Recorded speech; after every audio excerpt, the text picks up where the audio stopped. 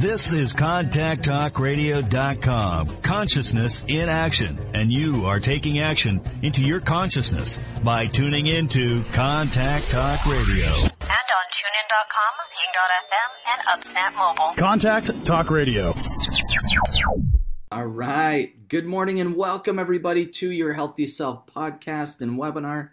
This is your host, Cade Archibald, one of the co-founders of Anodyne Pain and Wellness, and really excited to be here with everybody today. We got a really cool guest that I'm going to introduce here in a minute, and as the usual, we got our fearless leader and original founder of East West Health and Anodyne Pain and Wellness, Reagan Archibald. So we got a really cool show today that we're going to be jumping into. Before we get into that, want to just go over, last night we had our Health Accelerator course meetup last night. So our hack, if you're not involved in that yet at this point, go to our website and get registered for that.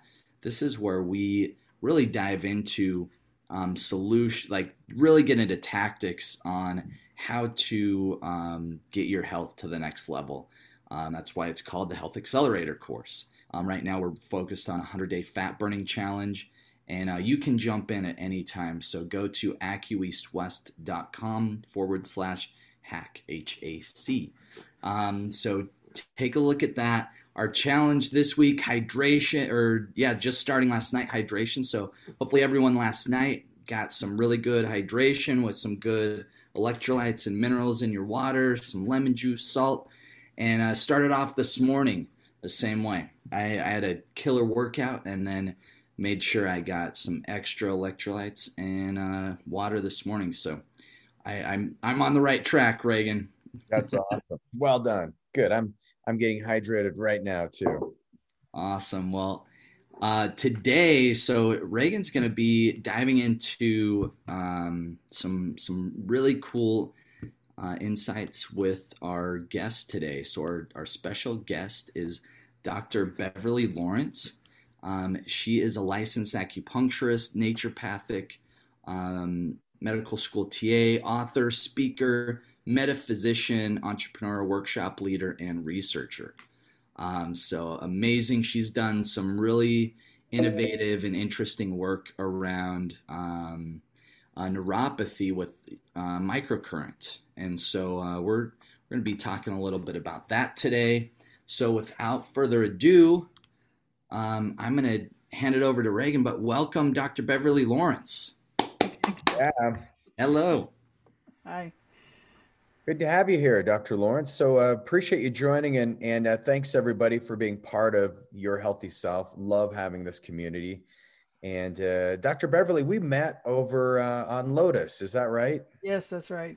Okay, you're on one of my trainings, and I appreciate all the insights you provided there. And it's really good to have you on today. Thank you. Yeah, I've been taking all your classes at Lotus for quite a long time. Have you really? Yeah. Well, that's awesome. I appreciate that. Yeah. I've been on that platform for quite some time now. It's been great. Oh, that's beautiful. And you're a fellow teacher, and you love to inspire other practitioners and patients alike.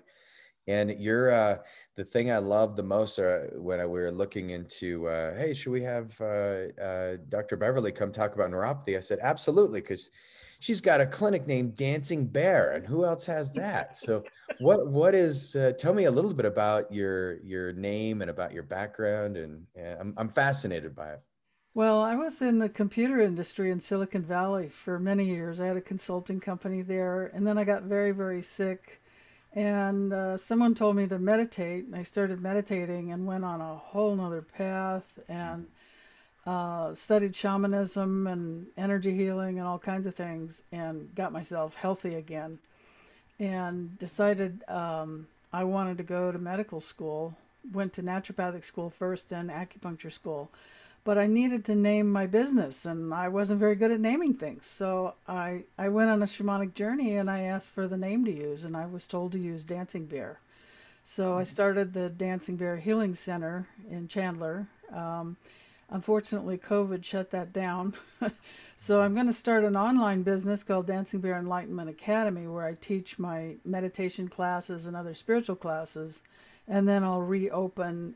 I moved to another city, so then I'll reopen my clinic here once I get this other business going again. Right.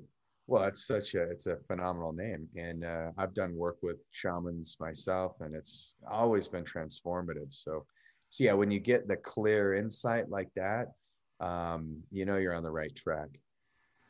Well, I hope so. You'll find out, right? For now. Yes. We'll find out. I love that. So you've done a lot of work, I mean, in so many different parts of healing. It's phenomenal. You have more credentials behind your name. I didn't even know what half of them mean, which is awesome. So you're a perpetual student. Yes. Is what it tells me. And so you love learning.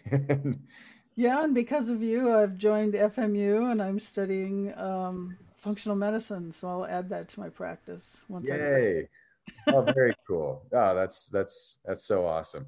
So, one thing I'm been fascinated with is neuropathy and some of its roots. It's funny because I'll treat 10 patients with neuropathy and get 100% success. Then I'll treat the next 10 and they don't respond to the same treatment. So why is that? And what are some of the underlying roots of the causes of neuropathy that you've found? And then what's some of your research led, what direction has your research led you in? Well, the number one cause, according to, if you do research statistics on the internet, they'll say 80% is diabetic neuropathy. And it's true that diabetic neuropathy is very common. One of them, I believe, is because of a particular drug that gets prescribed that depletes your B vitamins. So a lot of times the patient is deficient, and it can be 1, 3, 6, or 12, or all of them.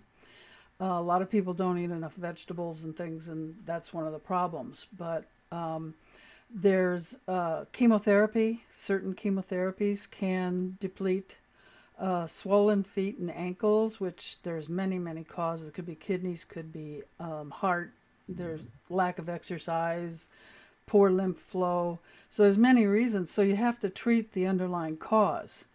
The worst case I had was a patient a long, long time ago. He came in and his feet were literally blue. And they felt like ice when I touched them. He had no hair on his legs from the knees down, and the skin was peeling off of his legs. And I cringed when I saw that because my father lost both of his feet to neuropathy. And I was a young practitioner at that time. I hadn't been in practice very long, and I says, I am determined to help this man. And it took 9 months, but after 9 months and some diet changes, he walked without a cane. He had hair all the way down onto his toes. His feet were normal and pink again. So we saved his feet.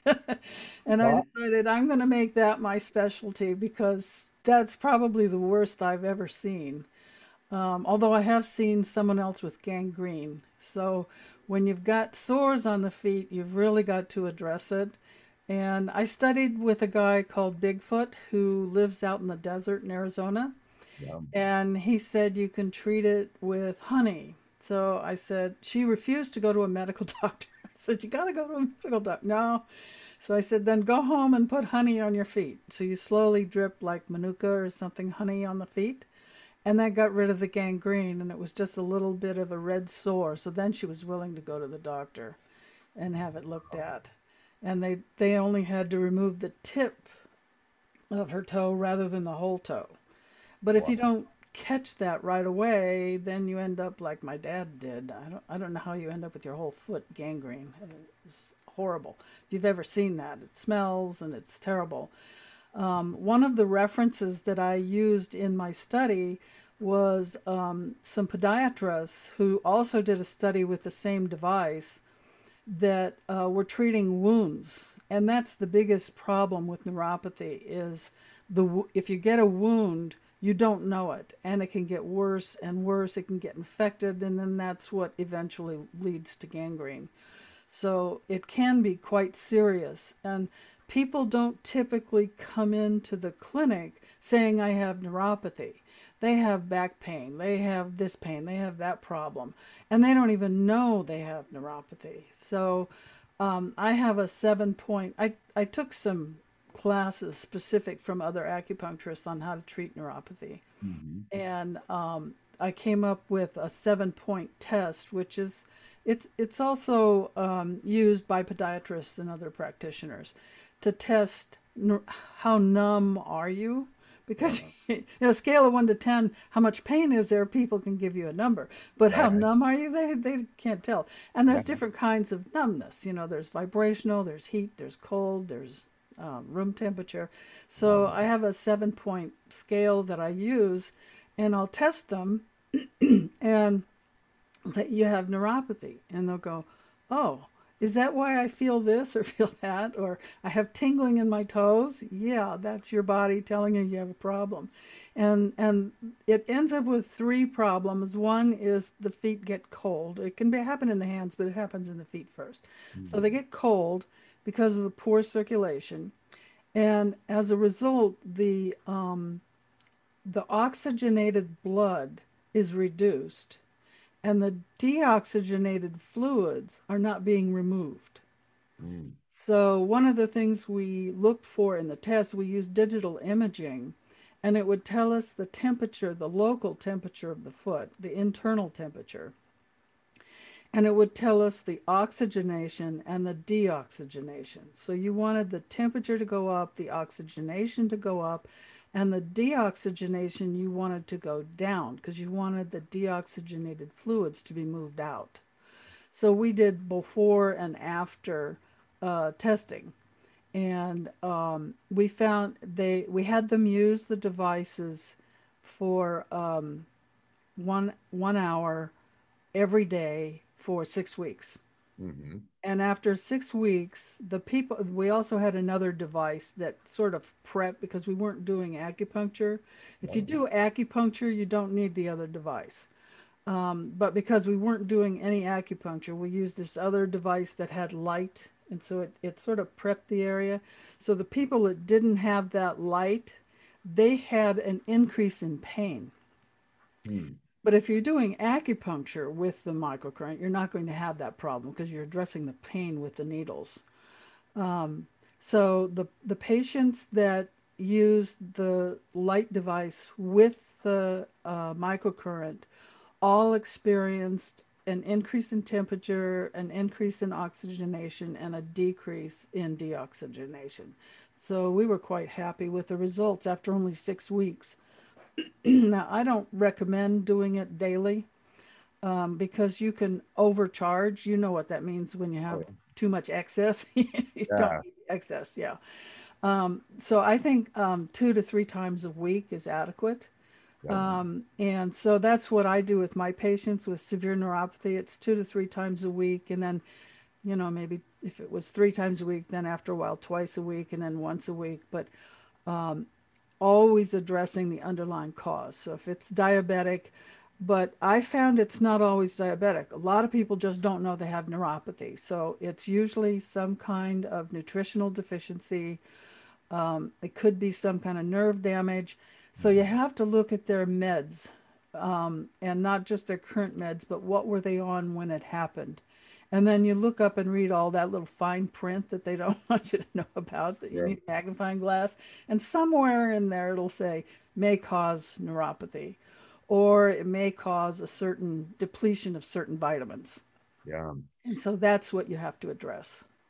Yeah, that's fascinating. And if we looked at that, so we'll just, let's define neuropathy, because I think that's important. Some of our listeners may not even know what neuropathy is, but how would you define it? Well, I would just say it's a numbness, but it can be, there's many different definitions of numbness. So it's just the more technical would be the improper flow of blood to the area. Yeah. Okay. With some nerve, because the blood flow follows the nerves. So we learned this great acronym in school called VAN. Veins, arteries, and your nerves. They all flow together, and a lot of people don't realize that. And so anywhere there's a blood vessel, you're going to find a nerve. And those nerves in peripheral neuropathy, when they get diseased, now you're getting a missed signal from the brain to the feet or the brain to the hands. Or central neuropathy is the whole nervous system. And that, have you seen patients with central neuropathy? That's just miserable. I've treated a fair amount of central neuropathy, and they literally tell me it feels like spiders are crawling inside of their body.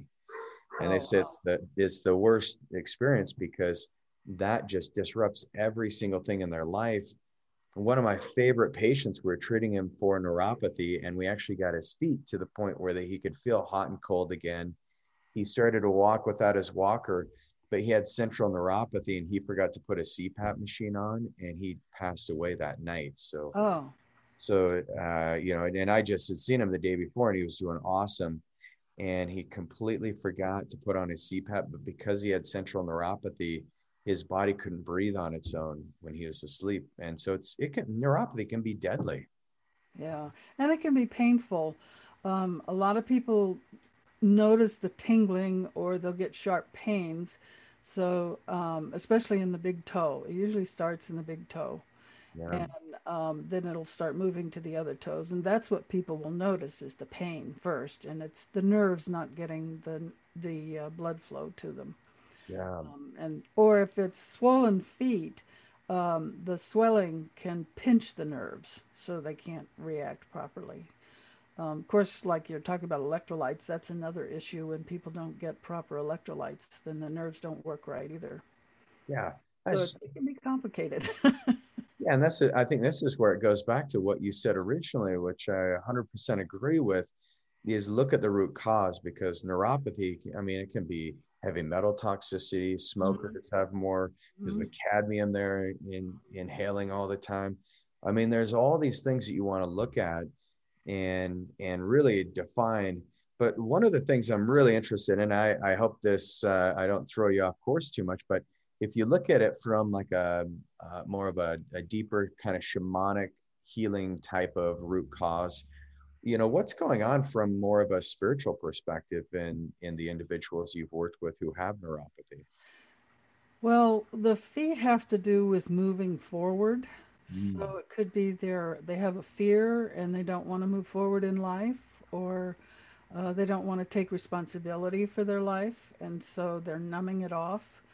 So probably fear would be a major root cause. And that's a big problem today with a lot of people, is they've been overcome with a lot of fear because of COVID and masking and everything else. Yeah, that makes a lot of sense. Well, even your kidney meridian starts at the bottom of the foot. And that's fear. And that's, yes, fear is the emotion that most impacts the kidneys. So, yeah, very fascinating. And the opposite of fear is wisdom, right? And so where it's like you have confidence to start moving forward. And so how important is it for patients who have neuropathy to actually look at these psychological impacts? Well, as you know, acupuncture looks at the psychology as well as the physical. So it's important to look at the feelings. I'm also a hypnotherapist, so sometimes I weave that in while they're on the table, and I just sort of do a little hypnotherapy type work with them to help them move beyond whatever's holding them back. And then I'll do energy work because just treating the symptoms isn't always enough. And layering is when you use multiple modalities at the same time is much more effective. For some people who don't even know they're sick and have a problem, it can be challenging. And a lot of these people are older. So the cancer people will a lot of times be younger, but the people with neuropathy are usually over 60. And sometimes they're 70, 80 years old, and they just don't want to change their diet. They don't want to change their lifestyle. And that's the biggest challenge, is getting them to accept the fact that they have an issue, that if they don't do anything, then eventually they may not even be able to walk. They'll be in a wheelchair because they can't stand. And try and get them to make that change. Like that first patient I mentioned, he says, I'm this old, I've been this old, I'm never going to eat vegetables. He hated vegetables. I talked his wife into making some vegetables, and he tried to eat them and spit them out. So what yeah, I know. So Sounds what I so did cute. is I got some phytovitamins. They're they're Yeah. they're pills that you could take, but they're complete phytovitamins, and he would take those, and that's what Um, helped him. So you just have to find ways that work within their paradigm, and that they'll accept. yeah, it's kind of funny when you think my feet are totally numb, and if I could eat vegetables, it might really improve my feet.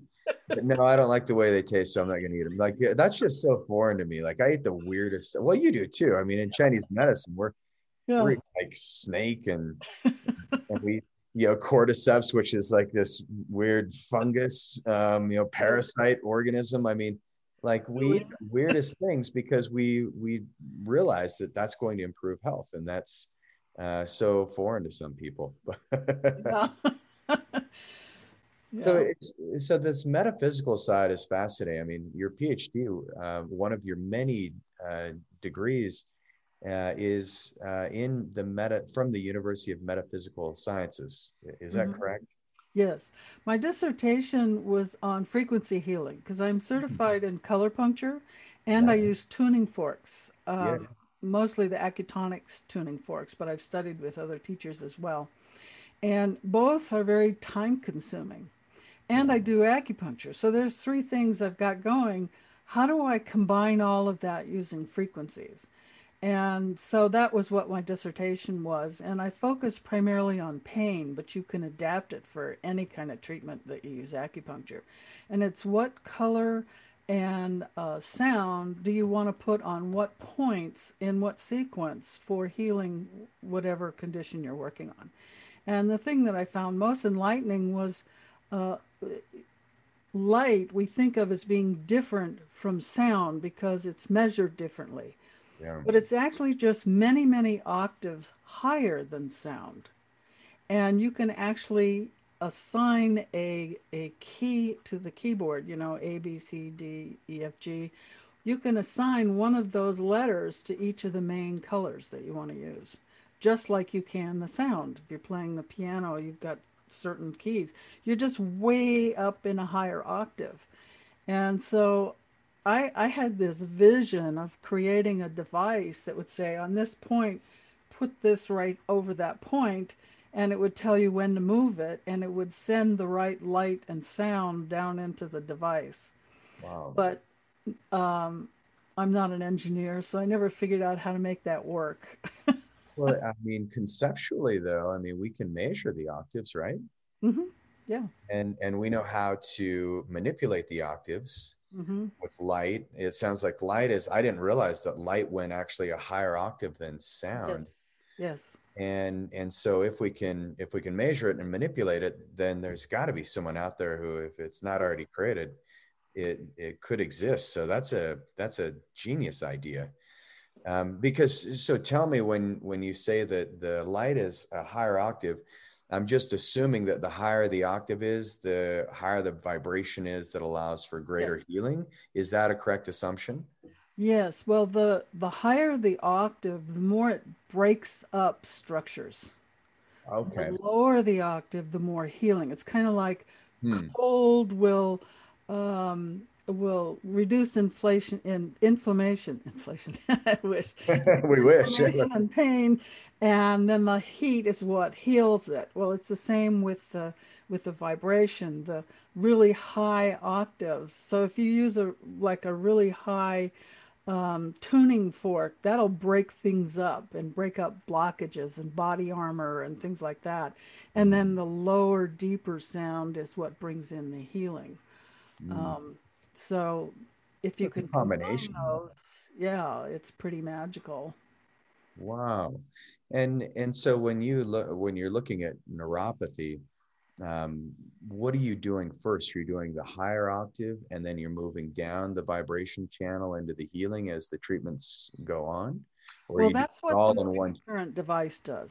So the microcurrent device, there's two settings.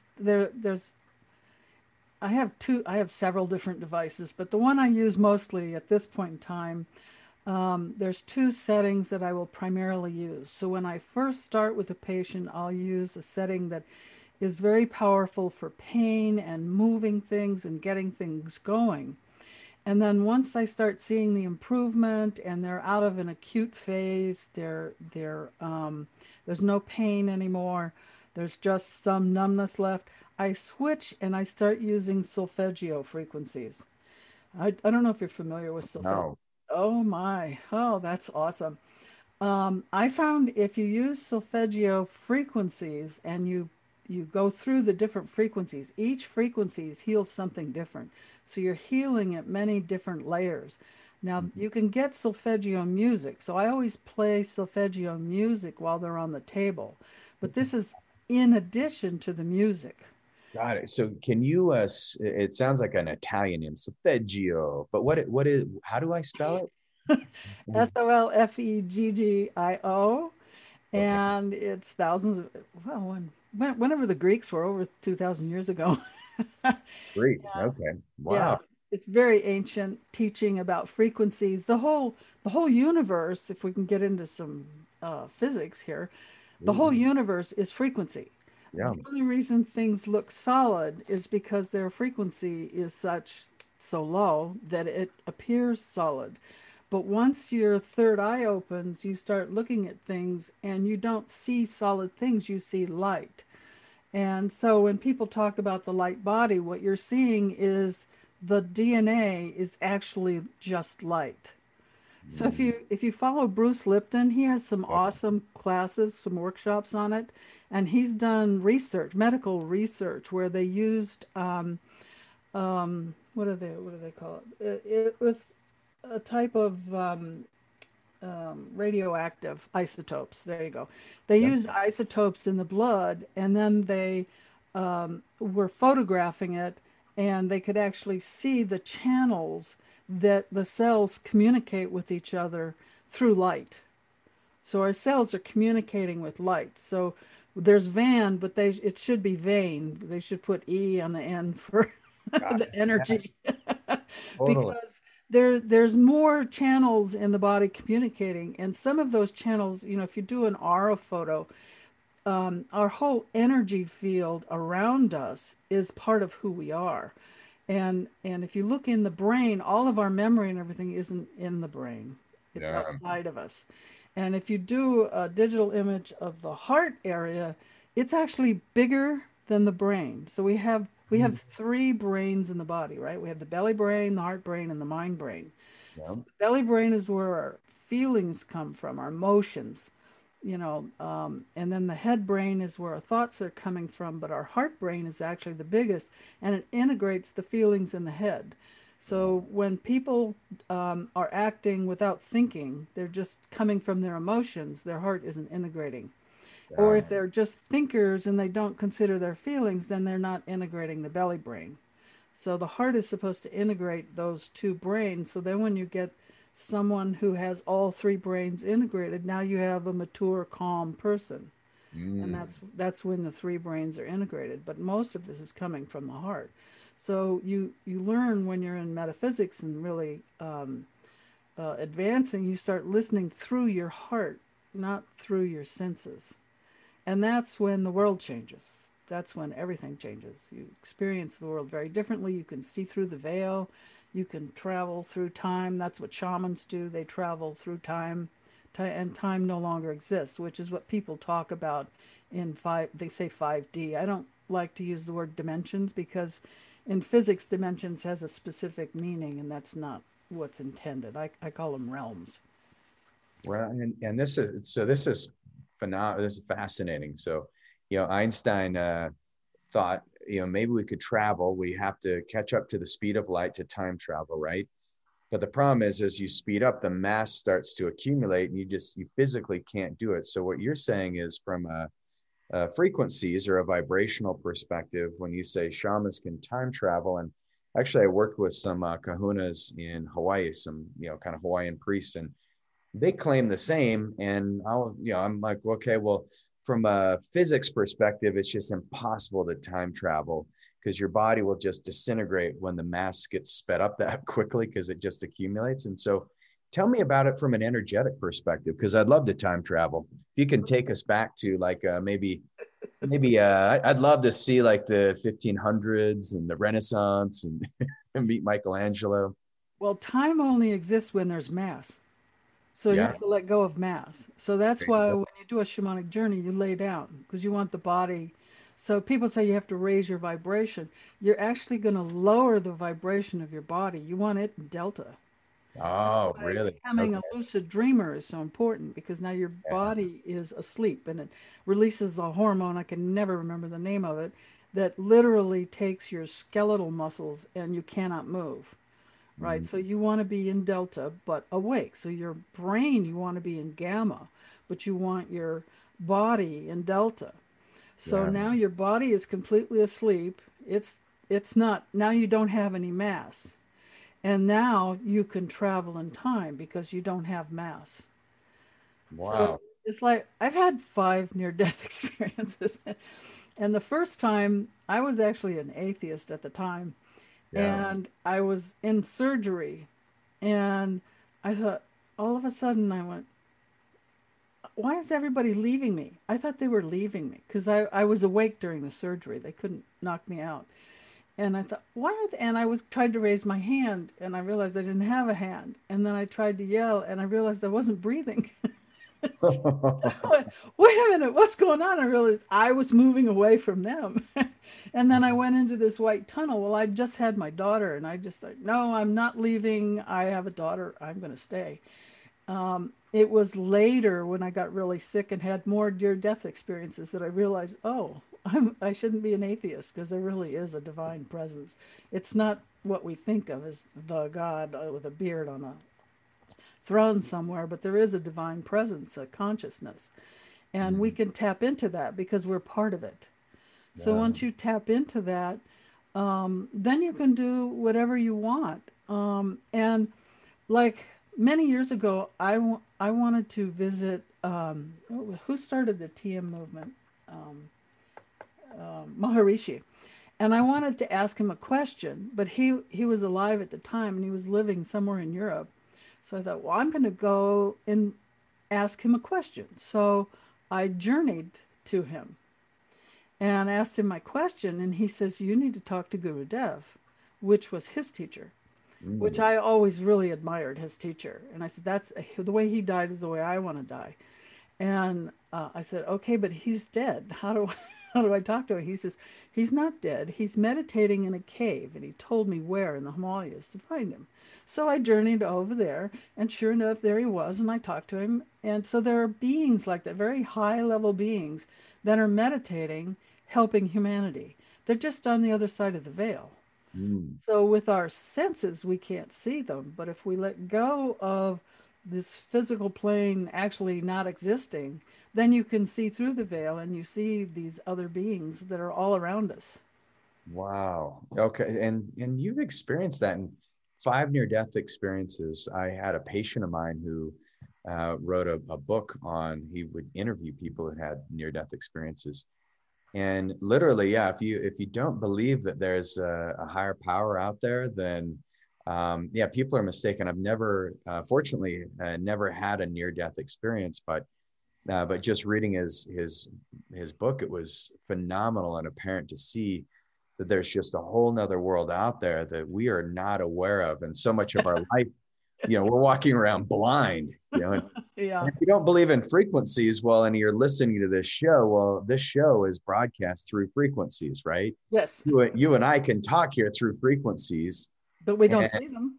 we don't see them. Yeah. And so it's very interesting because, and you say, healing is all vibration, and vibration creates a frequency. And so it's like, man, well, we use it every single day, but it's this invisible power that so many of us are, we never notice it in our life. And so you've had the opportunity to be woken up many times through it. So what is your spiritual practice now these days? I mean, obviously you don't want to have another near-death experience, but you've learned how to travel and meet, like the founder of Transcendental Meditation, and learn some of those things. But what's your day-to-day routine? How often are you time traveling is what I'm getting at.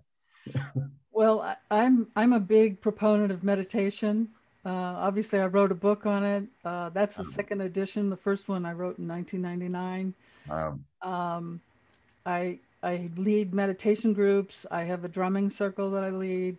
I meditate daily, but I don't just sit down and meditate. I do that, but I try to stay in a meditative state all the time. And to do that, you have to know where your soul is. Well, most people don't even know where their soul is. They can't feel it. So that's one of the things I like to teach people is to feel the soul in your body. Where is it?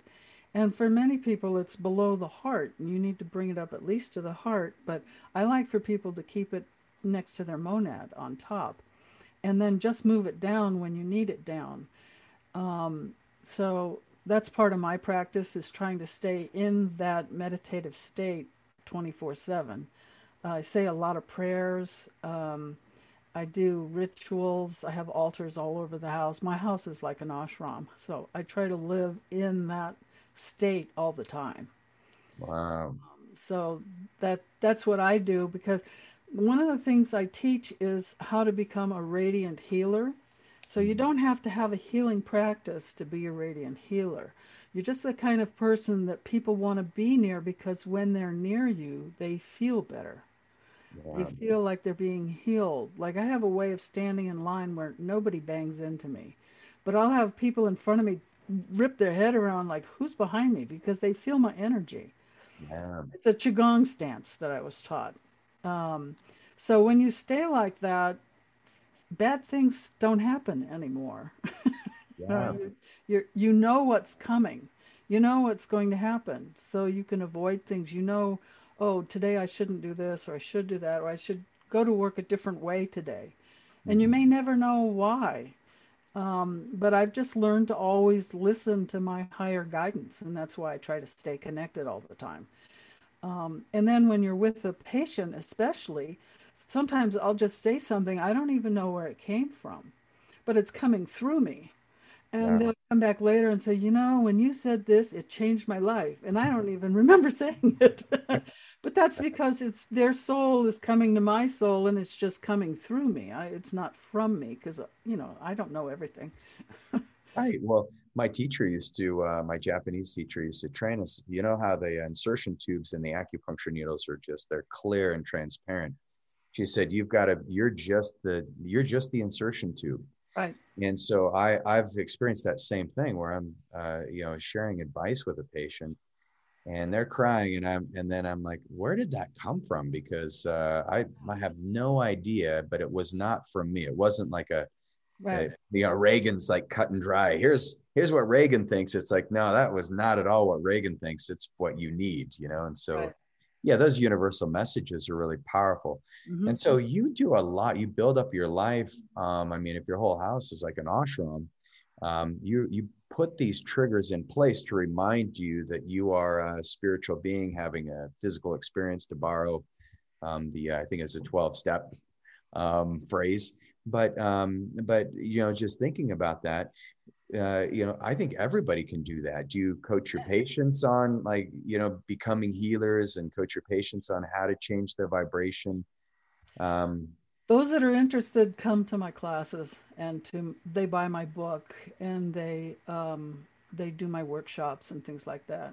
Some people find me because they know I do the spiritual aspect, so they're interested. Some people, I don't bring it up unless they do. If they bring it up, then we'll go there. Otherwise, I don't, because not everyone is open. So I'll do the energy work in my office while they're on the table. So they don't need to know that I'm doing woo-woo stuff if it's not in their belief system. Because some people actually think what you're doing might be bad. It's totally against their belief system. So I work within their belief system. I don't try to force, oh, well, you have to have this energy. No, they're not open to it. They didn't talk about it. I do that separate.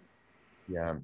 Yeah. And that's the beautiful thing about this process. When I first worked with a shaman, I was super skeptical. I was like, this is weird. They're banging all the drums, getting me into this trance and lighting. I can't remember if it was incense or something. And I was just like, what is this? And then once I just relaxed into it, I was like, all right, I'm going to be open-minded here. And then all of a sudden I just had this, like, it was as if someone just like put a blanket on top of me. I got super heavy, and then just the blanket was pulled off. And then I could just like see these flashes of my life and past lives, and all these things came to my consciousness. Mm-hmm. And I felt like we were in that trance for about a year, and I came out of it and it had only been about 30 minutes. But I learned, I mean, all that wisdom just flashed right there in that moment. Yeah, it's pretty awesome. You learn, one of the things we learned also was telepathy. So that's one of the things that happens the more you do this work, is you become very telepathic and empathic. So I feel what's going on with people. Sometimes people don't tell me you know that. They don't tell you everything. Right. And I'll go, well, don't you have this? And they'll look at me like, what? So I have patients that I've been seeing since I was an intern in clinic who stayed with me, and they'll just come in and hold their wrists out and they'll say, you tell me what's wrong. Yeah. Yeah. Here, you tell me. That's the best, isn't it? Yeah. Yeah. So then I just do their tongue and pulse and feel their energy and go, here's what you need. Yeah. Yeah, that's great. And have you found that, I think herbal medicine can be very powerful, very transformative. Even having a ritual of herbal tea has been really powerful in my life. Mm-hmm. Do you have any specific herbs that you like to use to help people get more of that kind of transcendental state, or, to lower the vibration or increase it or change it? I use incense for that. Frankincense is a really good one for that. Um, some of the like patchouli. I don't care for patchouli. A lot of darshans and places use patchouli, but I'm not big on that one. But sometimes I'll use frankincense and myrrh together. And the essential oils, yeah. And Okay. the essential oils. I usually use some kind of essential oil on my patients each time. Sometimes I have some sprays, so I'll spray the office with like a lavender or something so that they're calm. Yeah. I use white flour on kidney 1 to reground people at the end of the treatment before. I don't want anybody lightheaded walking out the door. um, Eucalyptus oil for any kind of chest breathing issues, or I'll use Kwanlung oil is another good one for any kind of chest issues, and you can put it on Ren 17. Yeah. And then I like Bach flower essences a lot. Yeah, those are great. And one day I was helping someone, and I didn't have the particular essence. And I just said, close your eyes and imagine the vibration of this. And she did. And boom, that's all she had to do. So you actually don't need the herbs or the essence. Wow. If they're a meditator and can do that, and you just say, imagine the vibration of this. And they don't even have to know what it is. They'll just imagine it and it'll just come in. And then it does its trick. They just 3D print it right there Right. with their mind. Yeah. 3D print, inhale, done. That's done. Yeah. And maybe that's what the future will be like, where, we just learn how to get into this deep vibration state. And then instead of having a we just have an energetic 3D printer, and we have everything we need right there. We have that now. It's just people don't realize it. We are that powerful. We create this universe step by step. And when we're born, this universe doesn't exist. All they see is light. Mm-hmm. And we teach them words, and it's our words. So I'll share this with you. It's something I'm really big on. Do not use English for meditation. English is a terrible language, and it pulls you away from your spirituality. It's okay to use for mindfulness. You put little post-it notes around and, little reminders. That's fine for mindfulness, but do not use it for meditation. You want to use a sacred language. And most people don't know Sanskrit or ancient Hebrew. I barely know English, so this is going to be challenging. Well, Mandarin is around, and you can learn Mandarin. And the Mandarin numbers especially resonate in the body. So you can use Mandarin, but I like to use old Sanskrit chants. Uh, Okay. Namo Amitofu. If you chant Namo Amitofu 10 times over someone who is dying, Yeah. then the Buddha Amitofu or Amito comes in and he brings in Kuan Yin and the Bodhisattva of wisdom, and then they will take the soul up into the Pure Land. Okay. So it's And a nice way to help someone transition so they don't leave some astral bodies behind. would you do this with someone who's alive? Well, I chant it all the time if I'm feeling any kind of negative feeling like fear or something. It's like, where is this coming from? I'll start chanting Namo Amitofu and it goes away.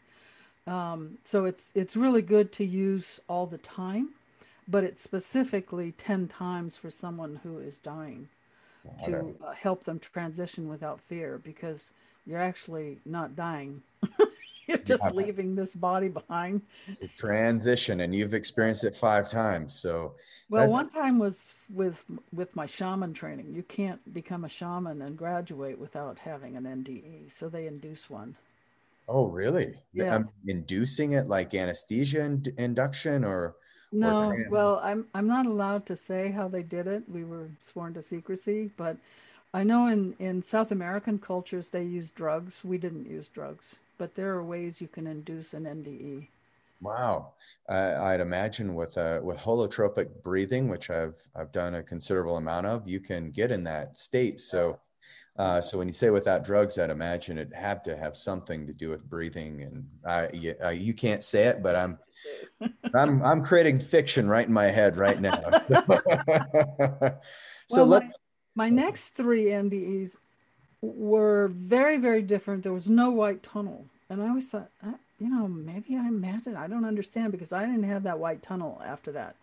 But then I was listening to Daniel Brinkley, and he said only Americans have the white tunnel, that in other parts of the world it's different. And I went, that explains it.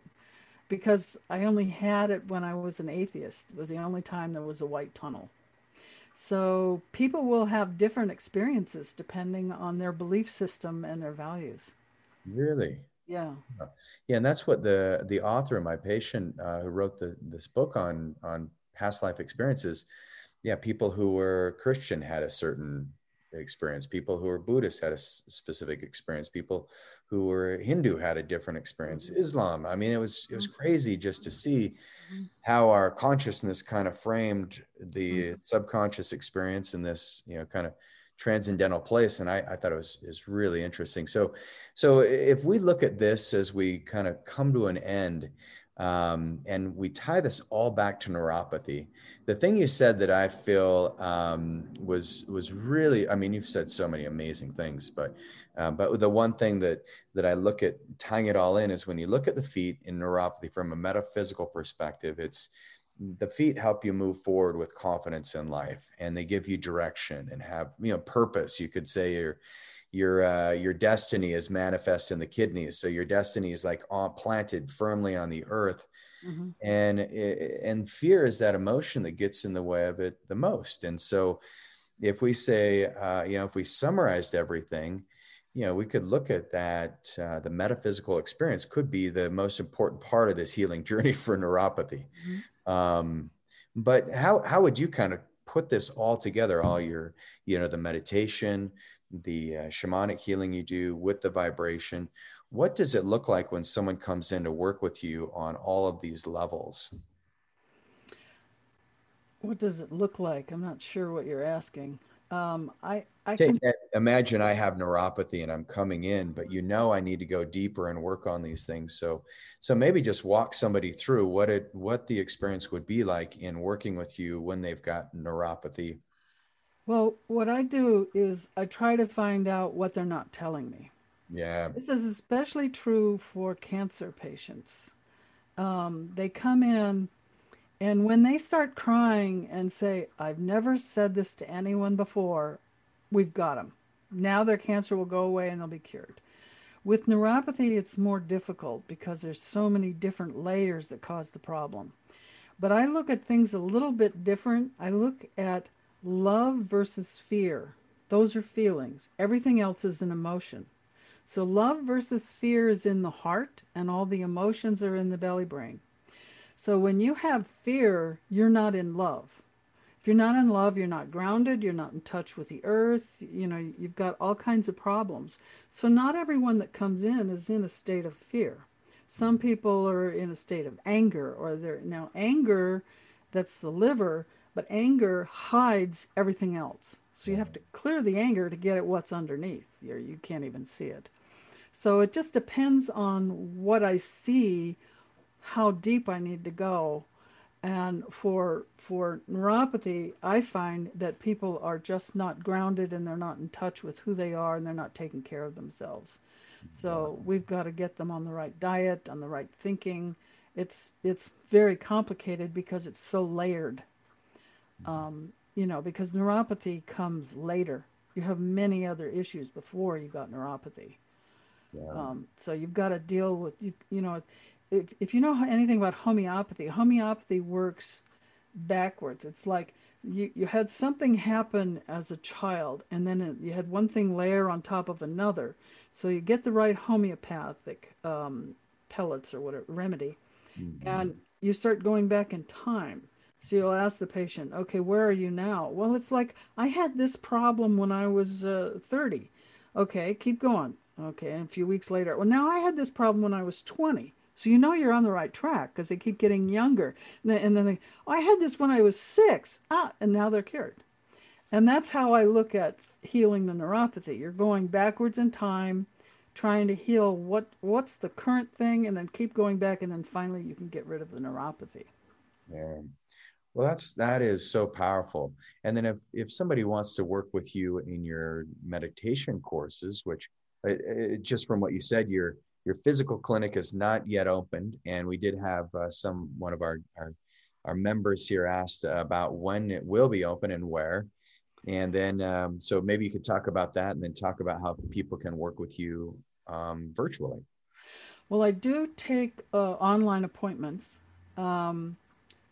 So I have Dancing Bear appointments, so you can make an online appointment, and then we would work through Zoom. I have, if you go to Meetup, there's transformation through meditation, and we meet Tuesdays at 6 Arizona time, which is in the summer. We don't have daylight savings, so in the summer we're on Pacific time. It gets confusing. Yes, So you have to look for Mountain Time Phoenix, not Mountain Time Denver. Right. And so I have that weekly. And then I have an app going live, hopefully today. And then I'll have lots of classes that I'm offering in there. And if they get hold of me, they can go to dancingbearacademy.com and sign up for my newsletter, and they'll find out when I start releasing my new classes. So I have one class that I've taught. Well, there's classes that I've been teaching for years, but this is the first time I've taught it online. So I taught it and it just ended the beginning of June. Probably in July I'll teach it again. And then I have other classes that I'll be doing. I'm partnering with another academy, so some of my classes may be offered there as well. Wow. And what's that academy? That's a good question. Yeah. Well, it's okay. So go to dancingbearacademy.com, and then you can do a /free-gift-offer. And then Dr. Lawrence, I really appreciate you offering that to our audience. I think the work you're doing is just phenomenal. It's so fascinating just to think of all the possibilities. Just in this conversation we had, you've opened up all of our minds and ideas, and taken us on a great journey. So thank you for your amazing work and healing spirit. Thank you. It was a pleasure being here. I appreciate it. You got it. Take care. Awesome show. Thank you guys so much. And thank you, Dr. Beverly Lawrence, for joining us today. And Reagan Archibald, well done. We'll be back same time, same place next week, everybody. And don't forget the Health Accelerator Challenge of the week. Stay hydrated. Half your body weight in ounces of water, along with good minerals, electrolytes. So make sure you get that done, and we'll see you 4:30 on the Health Accelerator course. If you're not registered for that, check that out at acueastwest.com/hack. You can also find some good sources of supplements from Reagan at thesmartmedicine.com. So go take a look at that. There's some really good stuff that Reagan's been able to have his influence on. So have an amazing day, everybody. Love you all so much. We'll see you next time.